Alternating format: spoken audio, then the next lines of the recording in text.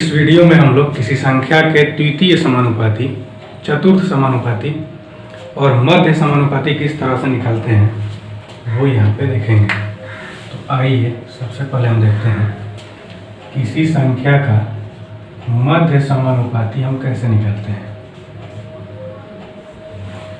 किसी भी संख्या का यदि हमें मध्य समानुपाती निकालना हो तो उसके लिए हम क्या करते हैं, जैसे मान लीजिए एक संख्या है a और एक संख्या है b, इसका हमें मध्य समानुपाती निकालना हो तो हम इन दोनों के बीच में एक संख्या ले लेंगे x अपने से। अब ये तीनों संख्याएं आपस में समानुपाती हैं, इसका मतलब ये है कि a और x का यदि हम रेशियो निकालें तो इसका मान इन दोनों के रेशियो के बराबर होगा। समानुपाती का मतलब यही होता है। यदि कोई तीन संख्याएं समान अनुपात में है तो पहली दो संख्याओं का अनुपात अंतिम दो संख्याओं के अनुपात के बराबर होता है। इस आधार पर यहाँ पे x में x है और b में a से गुना करें तो ये होगा x square is equal to A B, और इस स्थिति से यहाँ पे यदि हम x का मान निकालें तो यहाँ पे ए बी के वर्गमूल के बराबर होगा। इस तरह से किसी दो संख्या का जो द्वितीय समानुपाती, मध्य समानुपाती जो होता है वो उन दोनों संख्याओं के गुणनफल के वर्गमूल के बराबर होता है।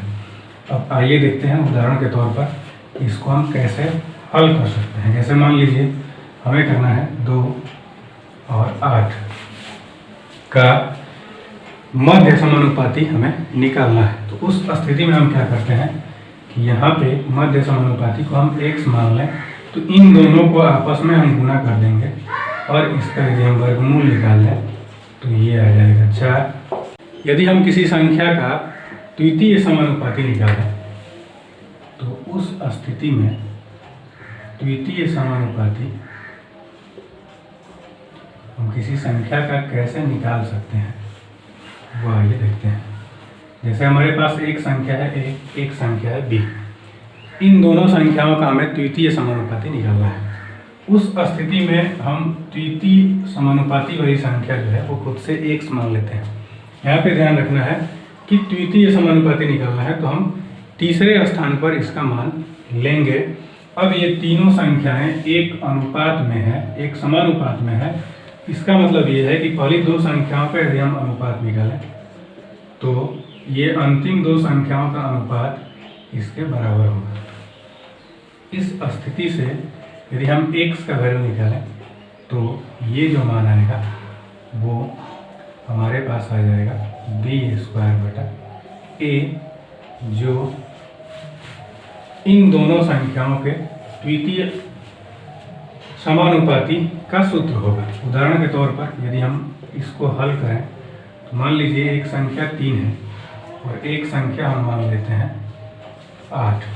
इन दोनों का हमें द्वितीय समानुपाती निकालना है। तो यहाँ पे द्वितीय समानुपाती जो है वो पहली संख्या a है, दूसरी संख्या b है। उस स्थिति में हम क्या करते हैं कि दूसरी संख्या का वर्ग करते हैं और पहली संख्या से यहाँ पे हम भाग दे देते हैं। तो ये होगा 64/3, जो इन दोनों संख्याओं मतलब a और b का द्वितीय समानुपाती होगा। यदि हम किसी संख्या का चतुर्थ समानुपाती निकालें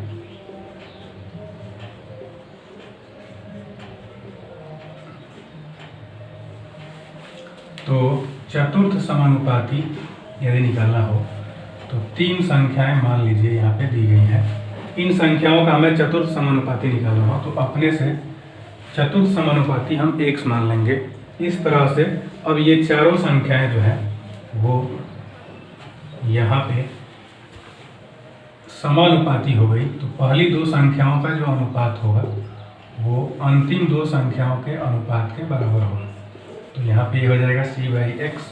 इस स्थिति से यदि हम x का मान निकालें तो यहाँ पे b × c/a होगा। इस सूत्र के द्वारा यदि हम किसी संख्या का चतुर्थ समानुपाती निकालें तो निकल जाएगा। जैसे उदाहरण के लिए यदि मान लीजिए दिया गया है 2, 3 और 5, इसका हमें चतुर्थ समानुपाती निकालना है। उस स्थिति में यहाँ पे किसी संख्या का यदि चतुर्थ समानुपाती निकालना हो तो पहली संख्या है, दूसरी संख्या b है और तीसरी संख्या c है।